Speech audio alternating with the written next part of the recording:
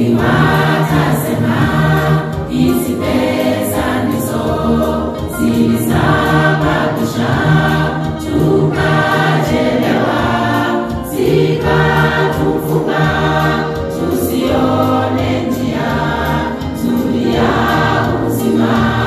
Sasa tumechelewa.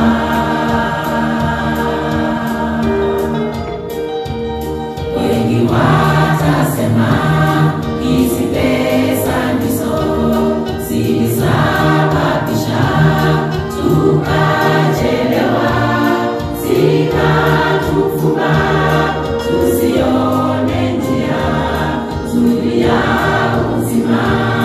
Sasa tumechelewa.